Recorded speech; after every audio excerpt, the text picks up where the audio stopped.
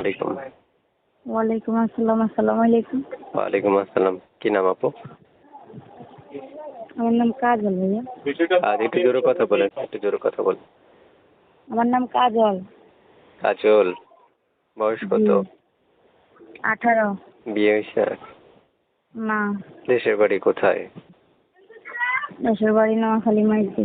কেন আসছেন এই ভিডিওর সামনে? বিয়ে শাদী বসার জন্য। বিয়ে বসবেন? জি। সত্যি বিয়ে বসবেন নাকি আবার কোনো ছেলেরে লইয়া পালায় যাবেন? পালাইয়া গেলেও বিয়ে হবে, আর এমনিতে হলেও বিয়েই হবে, বুঝলেন না? একটা ছবি পাইছি, কার এটা? এটা আমার ছবি। ইমো আছে নাম্বারে? জি আছে। সত্যি?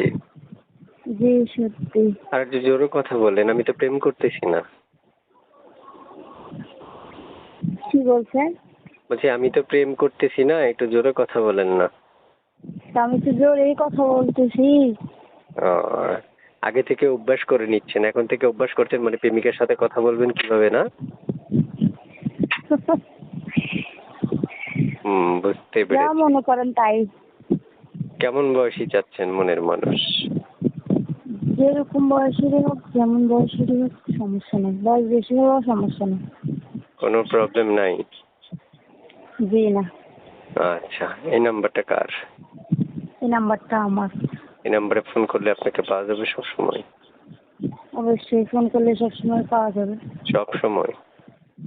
সবসময়। আচ্ছা ঠিক আছে। প্রিয় দর্শক, আপনারা যারা যুক্ত থেকে এই মুহূর্তে কথাগুলো শুনছেন, প্রত্যেকটা মানুষ চ্যানেলটা সাবস্ক্রাইব করে তারপর হচ্ছে আপুকে ফোন করবেন। আপুকে যখনই আপনারা ফোন করবেন, আপু ফোন রিসিভ করবেন না কেটে দিবেন? অবশ্যই রিসিভ করবো। সত্যি রিসিভ করবেন? জি সত্যি। সত্যি রিসিভ করবেন? জি সত্যি। কেটে দিবেন না তো? না কেটে দিব না।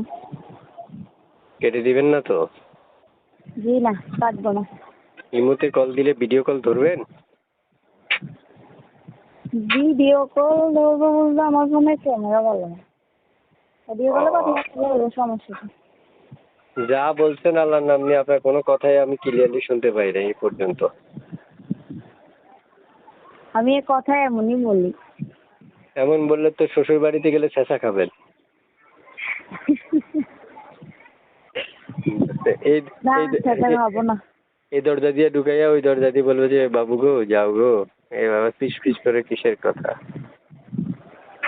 বুঝতে পেরেছেন? পিস পিস করে বলা প্রয়োজন, কারণ জামাইয়ের লগে না হয় বললেন গোপনীয় কথাগুলো, শ্বশুর শাশুড়ির সাথে যদি এভাবে কথা বলেন, তার জোরে কথাও বলা শিখতে হবে, আস্তেও বলা শিখতে হবে, ঝগড়া করাও শিখতে হবে, ঠিক আছে?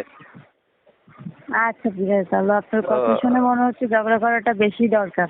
এই যে এখন কথা দেখছেন, ঝগড়ার কথা শুনলে যে নারীরা কত স্ট্রং হয়, এই আরেকটা প্রমাণ পাইলাম আজকে। ঠিক আছে আপু, ভালো থাকেন। আসসালামু আলাইকুম রহমতুল্লাহ।